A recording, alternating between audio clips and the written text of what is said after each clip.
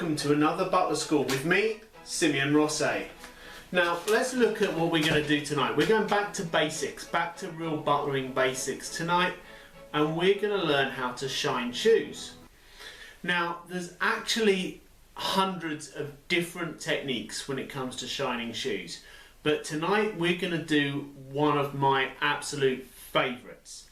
It's probably the most time consuming way of doing it, but it is also one of the best results, the finest results that you will get when it comes to shining shoes. All you're going to need is a nice soft cloth, cotton preferably, something like that, a surface to work on, just newspaper or some old packing paper. I always recycle it. I never ever use anything just once, and some good quality shoe polish. My personal favourite, and the one I pretty much always buy, is Parade Gloss from Kiwi. I mean, there's other much more expensive ones. There's rare and delicate sort of, but Parade Gloss by Kiwi, that's the one to go with. So your cloth, your brush, your cloth, you might want to use a brush, but we don't really use a brush at all in this technique. I might show you some of the other different techniques another day where you do use a brush, but this one is a brush-free technique, so I'll put that to one side. Here I've got a suede brush. Again, I'll show you how to do suede and nubuck another time, but I've got it there just because it's part of the set. We've also got leather cleaner, and we have this silicone wax. The silicone wax is for coloured shoes. So by that I mean you're not your simple brown or black. We're talking about when you have blue, or sometimes you can have ones with patterns. Like if you know Beluti shoes, they have amazing colours, and they tend to fade from like dark blue to light blue and all this kind of stuff. They're incredibly expensive, you know, £5,000–10,000 a pair. Yes, you heard that right. They're £5,000–10,000 a pair. So when you're polishing them, you really don't want to mess them up. So I might, you might not be too surprised to find out that I don't actually own a pair of their shoes. But I might try and find some shoes which are similar so I can show you the correct technique. But that will be another video, and that will be polishing coloured shoes. So we're going to stick with standard black shoes today. These are Barkers, which I just checked they are. Yeah, they are. Which I really recommend. I've owned this pair for probably 15 years. They've had a couple of different soles, couple of different heels. I mean, they're looking a bit shabby right this second, but by the time they're polished up, these will look beautiful. So, you know, they probably cost about £200, but it's way cheaper. You're better off. All you butlers that are buying your shoes, you can get shiny shoes from anywhere you like. You get them from Tesco's for 20 quid. But you'll buy a pair of Tesco's shoes for 20 quid every year. They will last you 1 year. If you're using them, walking the kind of miles that a butler walks, 1 year is the maximum a pair of 20 quid shoes will last you. A pair of 200 quid shoes will last you at least 10 years. So they're exactly the same cost, but they can be much more comfortable and look much smarter. So to be honest, it's a no-brainer. The only other piece of equipment that you're really going to need for this is a candle. Okay, these candles, which have got two wicks, are actually particularly good for this. The first thing you're going to need to do is get your shoes basically clean. Obviously, if they've been outside in the mud and you need to actually scrape off the mud, then you're going to probably want to do that outside. These, you know, I don't wear these outside as a rule. These are inside shoes, because when I go to work as a butler in someone's house, I change my shoes at the door. my outside shoes and my inside shoes, because I don't want to bring any of that outside dirt into the house. Of course, now that is more important than it ever has been before. It's always been important, but even more so now. Best way to just clean them is just a simple baby wipe. There's 1,000,001 uses for a baby wipe, and this is one of them. So just use that to just clean up. Don't use it actually on the shiny part of the leather, but this is just to clean the sole and the stitching around here, because this will just get the dirt out of the stitching. You see, like, pretty clean, to be honest. Bear in mind, this is the bottom of a pair of shoes that hasn't been cleaned, and there's very little dirt coming off, and that's because they don't get worn outdoors. And I would recommend the same to you. If you've got good quality leather sole shoes, you don't really want to wear them outside unless you have to. You know, and if you're not having to work, if you're not a butler and you're just in your house, you know, why not just have a pair of slippers? Now, I remember back in the day, Sir Angus Ogilvy, when he was alive, and I used to serve him. He was the husband of Princess Alexandra, and he would actually come to someone's house or whatever with his own slippers in a little bag, beautiful little monogrammed Churchill slippers in a little bag, just so he didn't spread any dirt in someone's house. I mean, that is thoughtfulness right there. So what you need to do, we've just given them a clean, we're getting ready to polish now. Remove the laces. We do not want the laces in the shoe, so we just want to take those out. These ones are sort of little ankle boots, so they do have slightly longer laces than the average smart shoe. So we'll just take these out. And of course there is a correct way to lace a shoe, which I'll show you when we come to putting it back in. All you Americans watching, I know you all do your shoes the wrong way, so I will show you the error of your ways and show you how to do it the proper British way. So we've got our shoes unlaced, and now we're going to use a soft cloth. So a lot of you will be used to using a brush to apply the polish. But for this purpose, a brush does not work best, because a brush will leave brush marks. No matter how careful you are, a brush will obviously leave brush marks. Now, obviously follow all the blah blah blah health and safety on the tin. I only even discovered it had health and safety on the tin recently. It says you should only shine your shoes outside, so obviously that's apparently right. Although I've never met anyone who goes outside to polish their shoes. Now all we want to do here is apply a thin layer, and I do mean thin, you know, like a micron thick of polish all over the toe cap of the shoe. Most of the polishing you're doing is really, you do want to cover the entire shoe for the purpose of water resistance, but most of the actual polishing you're going to be doing is really around the toe cap area. Obviously if you've got, these ones are quite an unusual shape, but if you've got the standard sort of Oxfords or Cambridge brogues or something like that, you'll actually have a cap. So you can, it's a hard cap on the end, which makes this a little bit easier. So we just applied a fairly thin layer of polish. And now, this is the clever bit, this is the science bit. What we're going to do is just hold that over the candle. And what you're going to see is it actually, the heat from the candle actually starts to sort of bloom the polish. It actually starts to melt the polish on the shoe. As I warned you, this does take a long time. This pair of shoes is going to take 20 odd minutes, maybe more than that, up to an hour, depending how unpolished they were beforehand.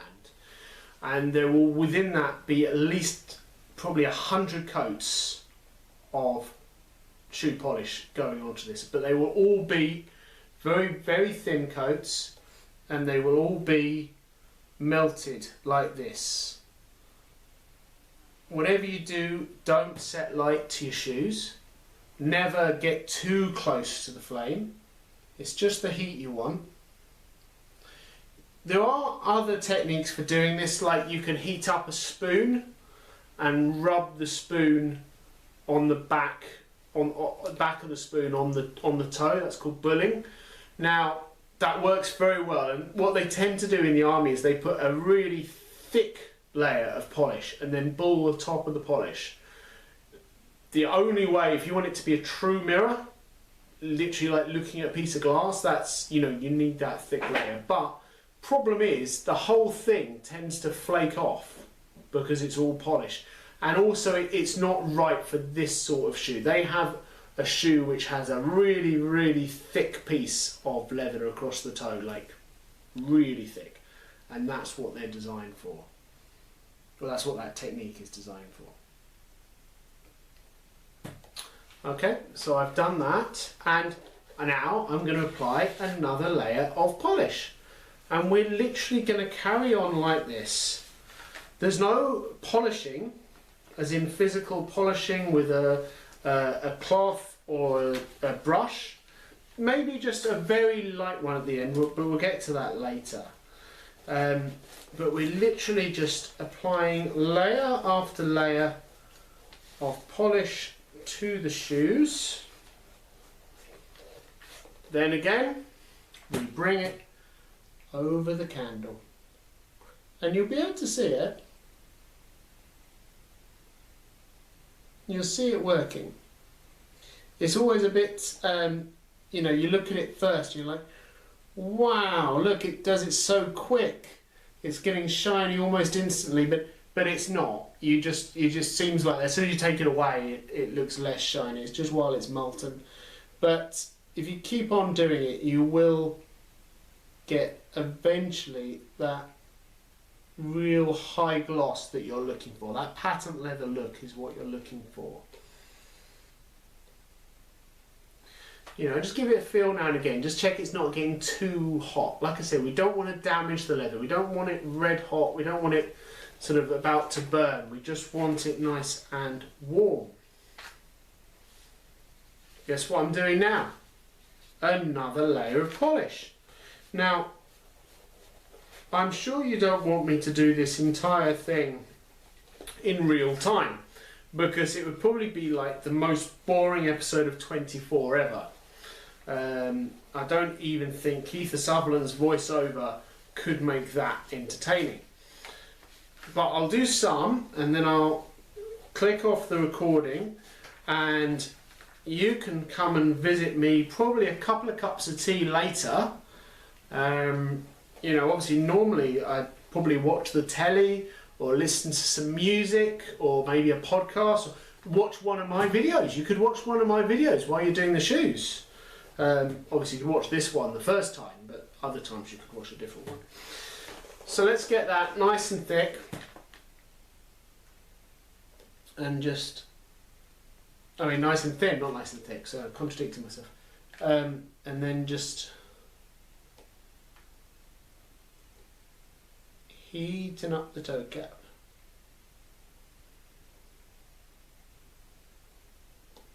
Right, so I'll check back with you after I've done that about 100 more times, and then you'll see the difference. See you in a bit.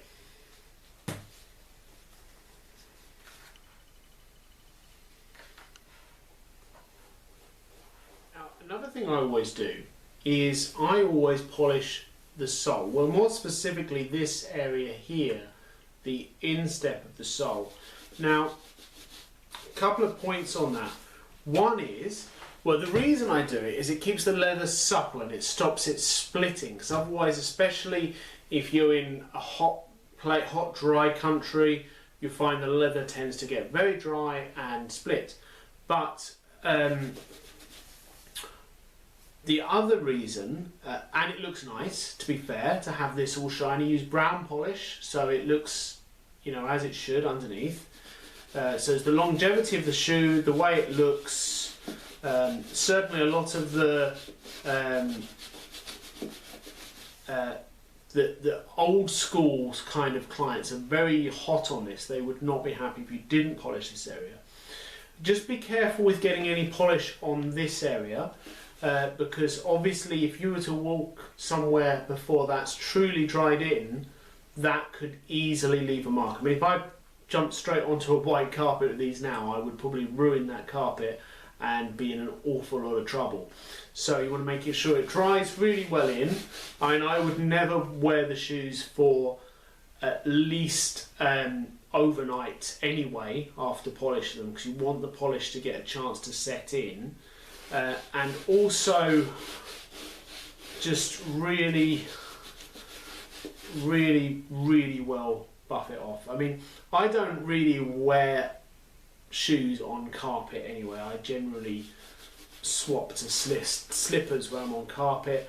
Generally, most of the places that I work as a butler is all stone floors or wood floors, you know, they're old castles, so you really aren't in danger. I mean, it just looks nice. If I just give you a sort of before and after there, hopefully you can sort of see the difference. It just looks nice.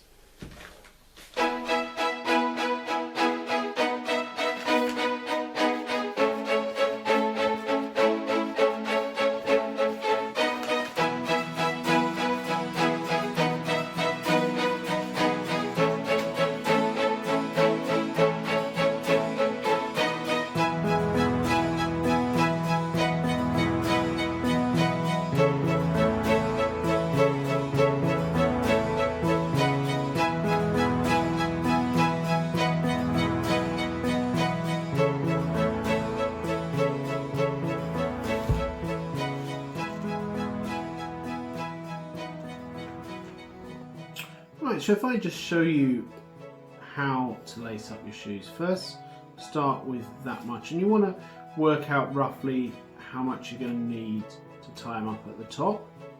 Then go all the way down to the opposite side at the bottom. Okay, so from the top of this side to the bottom of that side, just poke it through like that, and through to the next eye, and round. These should go above this one, through to the next eye, and then through to there. Now we want those roughly the same length. If they're not the same length, all you need to do is just pull down from the one that you want a bit shorter, like that, and like that. And as you can see, that is much neater way of having your laces than having them crossing. Okay, easy as that. When you're storing your shoes, always tuck the laces inside so that they don't get caught in anything. Thank you all so much for joining me, and I really hope you enjoyed this simple class on how to polish your shoes. Like I say, you can just keep on adding the layers and layers of polish, melting it off, and eventually you will get to a mirror shine. You can speed it up a bit by just giving it a polish, you know, after as few as probably 10 coats. You can then actually just get in there. If you haven't got time to do like 100 coats, you can get in after about 10, give it a polish with a really soft cloth, and you'll still get a really nice finish to the shoes. It really just depends how much time you've got. So, you know, 10 and a polish, or just keep on going, and eventually it will be that full mirror polish. That's how it was before, so I don't know how well you can see it in this light, but you've got a sort of before and after there. Okay, well, enjoy polishing. You know, if you're a butler, you definitely need to know how to polish shoes for your principal. If you're not a butler, then you definitely need to know how to polish shoes to get yourself a job or whatever else. It's just an important life skill to have. If you need to learn any other life skills from the butler, please subscribe to my channel. There's loads of similar videos to this if you've enjoyed this one, and I really look forward to having you join me for some of the others. If you've got any questions or comments, feel free to leave them. I always do my best to answer. Thanks very much. Bye-bye.